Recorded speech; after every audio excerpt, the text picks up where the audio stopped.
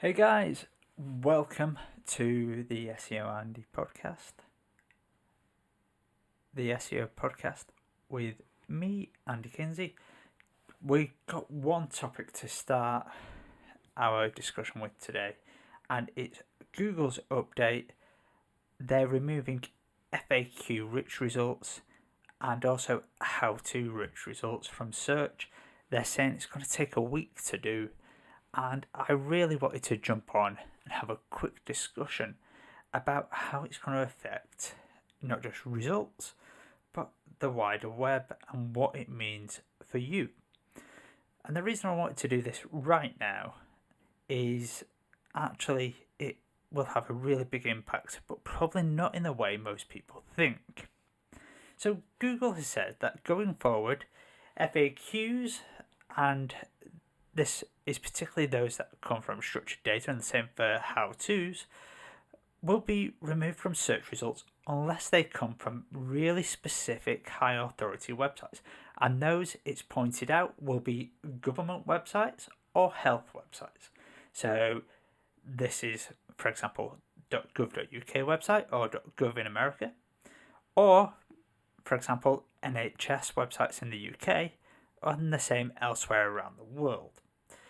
What this means is for the rest of websites that have embedded FAQ information using structured data, these are not going to be shown on what it considers a regular basis.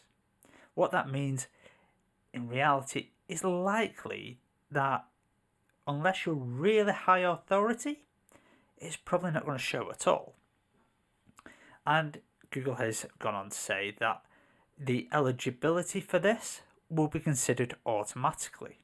So you don't need to remove that structured data.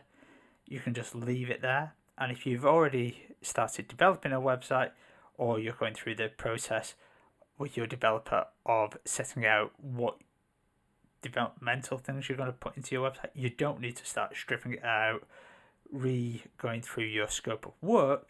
You can leave it in there. It's not a big deal, and they're not going to penalize you for having that in there. It's not going to cause a problem for search or anything like that. And from my own standpoint, my gut feeling is that actually leave it in there, because other search engines use it, other websites use it, and in reality, it's good practice to have it in there anyway. So yeah, just leave it in there. It's not going to do you any harm. Now, the reason this is actually quite interesting is Google has been going on about rich snippets for a long time. It's embedded them in different ways. For example, people also ask. It's put them under direct results. But actually, Google's not really pointing out, other than one example, which I've linked to in the show notes, what's going to disappear. The example it's given is one that's directly below a search result. It's not people also ask. So actually, what is disappearing is still a bit of a question, and I suppose we'll find out over the next few weeks. And that brings me really to the point of why we embedded FAQs on our site in the first place. Because usually, when an SEO such as myself has said we should put this on the website, it's because the content has generally been there already, or it's to improve the content on the website. And the reason for doing that is to entice the user to the website, to increase conversions, to increase sales. It's not always about getting better rankings. It's not always about pleasing Google, although that is clearly part of the story. And in reality, what Google is trying to do is to stop people and websites from spamming it. And that is all great. But in reality, what my suggestion always is to focus on the content, to focus on your website. It's not to focus on what Google is doing. If you've got great content a great technical website, and you're doing great things that entice links, entice users, have a great user experience, and you're focusing on conversions, then actually you're doing all the right things that are going to get you to rank well. And as I say, you will get links. So the reality is that what Google has done here is it's just said, actually, we're not going to put up rich snippets in this way, but it's not said it's going to get rid of people also ask, although I suspect it will. But it's kind of gone, we might do something different here. Now, what does that something different look like? And it's not said this explicitly, but it said, actually, we're already looking at something different, because it's already, over the past few years, moved towards a model of voice search. And we've seen this in its mobile, and we've seen the fact that you can do some voice search on desktop. But actually, over the past kind of 6-12 months, with ChatGPT being embedded in Bing, it's had to really ramp up Google its search generative experience. And in reality, if you look across the two big search engines, Chat Experience Results, or Chirp, as it's kind of becoming known, instead of Search Experience Results, is becoming bigger. And what I think is actually going on here is that Google is trying to declutter its results pages and doing it en masse rather than just testing. It's going, actually, we've seen in a few of our tests that people are using these less and less. So we're going to advise people just to get rid of them or not to do it outwardly anymore. And instead, we're going to embed that content in the chat experience results, because that's going to be much bigger, and it's going to be much bigger than what we've seen in voice search.